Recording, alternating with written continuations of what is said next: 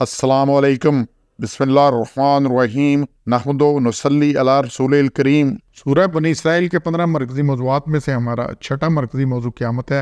इसके 5 ज़िमनी हिस्से हैं, जिसमें से चौथा है अज़ाब। 4 नुकात हैं जी। पहला नुक्ता बहुत अहम है और सारे हमारे ज़िंदगी के मसाइल इस नुक्ते के गिर्द घूमते हैं। बाकी भी अहम नुकात है कि आखिरत पर ईमान ना लाने वालों के लिए दर्दनाक अज़ाब तैयार है। इस आयत को देखें, बार बार देखें कि जो लोग आखिरत पर ईमान नहीं लाते, हमने उनके लिए तैयार किया है दर्दनाक अज़ाब।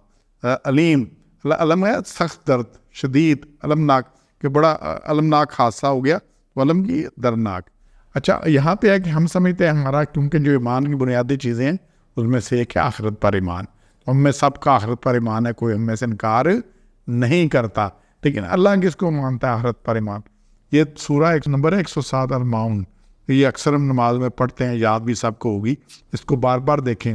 अल्लाह ताला फरमाता है जी, क्या तूने उस शख्स को देखा है जो क़यामत के दिन को झुठलाता है? बिद्दीन, क़यामत का दिन ये वो है जो धक्के देता है यतीम को और नहीं ताकीद करता मुताज के खाने पर, कि दूसरे को उसकी मोटिवेट नहीं करता। और फिर आगे खराबी है उन नमाजियों के लिए जो अपनी नमाजों से बेखबर हैं और जो दुखलावा करते हैं और मांगने की मामूली सी चीज़ भी दूसरे को नहीं देते। अब ये अल्लाह ने जो शर्तें लगाई है ना, बुनियादी अखलाक, कि जी लोगों से उसके रवैये क्या हैं, और ख़ुद अपने लिए दिखलावे के लिए काम करता है, नमाजों से गाफिल है, बेखबर है, तो ये सारा ये वो बंदा है जो क़यामत का इनकार करता है। और ख़ासकर जो तीसरी आयत है ना, मला यहुज़्ज़ु अला तामन स्कीन, के पहला यतीम को तो देना जेब से, लेकिन मोहताज को अल्लाह कहता है खाने के लिए तकीर नहीं करता। जेब में नहीं है, उसके पास अपने वसाइल नहीं है, कोई मसला नहीं, लेकिन नहीं है तो दूसरों को कहे, दूसरों को मोटिवेट करे कि भाई इसको खिलाओ, इसके लिए करो कुछ। अच्छा, कोई किसी को नहीं कहता मैं क्यों करूं जी, मुझे क्या है। अल्लाह कहता है अगर इसका क़यामत पे यकीन होता तो ये दूसरों को कहता रहता, क्योंकि इसे अजर कहने का मिलना है, दूसरों को ताकीद करने का मिलना है, उनके मानने का नहीं मिलना। लेकिन चूंकि ये कहता नहीं, कहता कि इसलिए नहीं कि इसके ज़हन में कोई है कि क़यामत होनी ही नहीं, मुझे कौन सा अजर मिलना है, तो मैं क्यों करूँ किसी के लिए। तो इसी तरह जिस चीज़ में भी है, ये इसी तरह रियाकारी की यहाँ बात आई है, तो ये क़यामत के अल्लाह मुनकर से कहता है, जिसको क़यामत का मुनकर होगा फिर उसके लिए कुछ भी नहीं है। दूसरा नुक्ता है जी, किसी पर खजूर की गुठली के दागे के बराबर भी जुल्म ना होगा। ऐसे कतर में देखें कि जिनको ये मालूम मिलेगा तो उसके बाद क्या है, वो जुल्म ना किए जाएंगे एक दागे के बराबर, फतीला दागे के बराबर। ये फसल कहते हैं खजूर की गुठली आप खोले ना, खजूर को तो अंदर उसके गुठली के साथ एक छोटा सा धागा नुमा झिल्ली सी लगी होती है, तो इतना भी किसी के ऊपर जुल्म नहीं होगा क़यामत के दिन। हर एक को उसके अजर और सज़ा उसके अमाल के मुताबिक मिलेगी, ना ज़्यादा होगी ना कम होगी। तीसरा नुक्ता है जी, दुनिया में हक़ व बातिल के मामले में अंधे रहने वाले क़यामत के दिन भी अंधे होंगे। बड़ी अहम आयत है, जो दुनिया में अंधा रहा बस आखिर में भी अंधा ही उठेगा, रास्ते से भटका हुआ। तो ये अल्लाह ने यहाँ बात की है, जो शख्स दुनिया में अंधा बना रहा, हदायत का रास्ता देखने की ना कोशिश की, ना कोई उसकी तरफ लपका, ना किसी से पूछा, वो अल्लाह उसको आखिर में भी अंधा ही हुक्म उठाएगा और इसे जन्नत की राह ही नज़र नहीं आएगी। दुनिया में अंधापन इख्तियारी फेल था, ऑप्शनल था, चाहता तो इस्लाह कर लेता, देखता क्या खूबी है क्या खराबी और आखिरत की तैयारी करता, लेकिन दुनिया में मुनमक रहा, उसी में लगा रहा। तो लेकिन इसलिए आखिरत में जब अंधा उठाएगा तो वो अंधापन इस्तरारी होगा, कंपल्शन होगा। तो ये बड़ी चीज़ है। और बंदा पूछेगा अल्लाह से कि मैं तो दुनिया में देखता था, तो अब क्या हो गया मुझे। अल्लाह कहेगा दुनिया में तुम्हें हक़ और बातिल, सच और झूठ, खूबी और ख़राबी, हलाल और हराम कुछ नज़र नहीं आया था, तो अब आज तुम इस अंधे हो।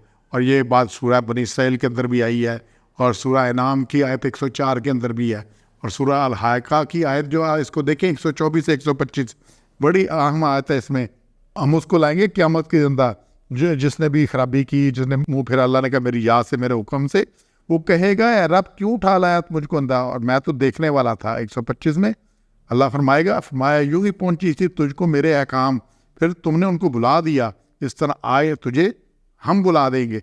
भूलना अल्लाह की सुन्नत नहीं है, अल्लाह की सिफ्त नहीं है कि अल्लाह भूल जाए, लेकिन अल्लाह उसको इस तरह बुला देगा जैसे याद ही नहीं है, उसको जहन्नम में फेंक के याद ही नहीं रखेगा, बुला देगा। और ये क्या, अंधा उठाएगा पहले और फिर उसके बाद बुला देगा। अगर ये 98 नंबर में से है। आज चौथा नुक्ता, अहकाम इलाही, आयात इलाही और दोबारा ज़िंदगी का इनकार का अंजाम जहन्नम है। इसमें बड़ा अल्लाह ने क्लियर किया है। جنہوں نے ہماری آیات کا، ہمارے احکام کا انکار کیا اور کہنے لگے کہ جب یہ ہڈیاں ریزہ ریزہ ہو جائیں گی تو کیا ہم اثر نو دوبارہ پیدا کیے جائیں گے؟ یہ بڑا انسان کا ہے کہ جب مٹی ہو گئے پھر کدھر سے ہے، کہاں سے زندگی ان میں آنی ہے؟ اور یہی بات سورہ سبا 34 نمبر اس کی آیت 7 میں کہ کہنے لگے کہ جب پھٹ کر ٹکڑے ٹکڑے ہو گئے اور پھر کیسے نئے سرے سے بنیں گے، ریزہ ریزہ ہو گئے۔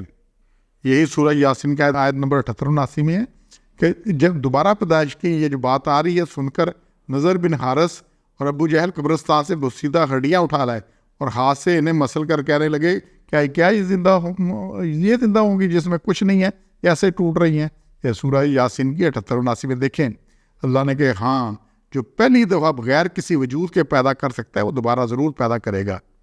یہ انسان کا مشاہدہ ہے کہ خربوزہ، کھیرا، تربوز وغیرہ سے سینکڑوں بیج نکلتے ہیں، ان میں سے کسی بیج کئی سال بعد اگر بو دیں تو پھر پورا پودا نکل آتا ہے۔ یہ خوبی ہر بیج میں موجود ہے۔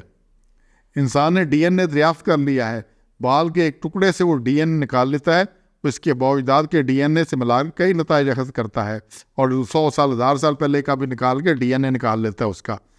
تو اللہ نے انسان کی کسی ہڈی، کسی ٹکڑے سے دوبارہ زندہ کرنے پر قادر ہے انسان کو۔ جو اللہ انسان کو عدم سے وجود میں لا سکتا ہے، کیا اسے دوبارہ وجود میں اسے لانا اور زندہ کرنا اس لیے کوئی مشکل ہے؟ تو یہ سب کچھ ہو کے رہنا ہے۔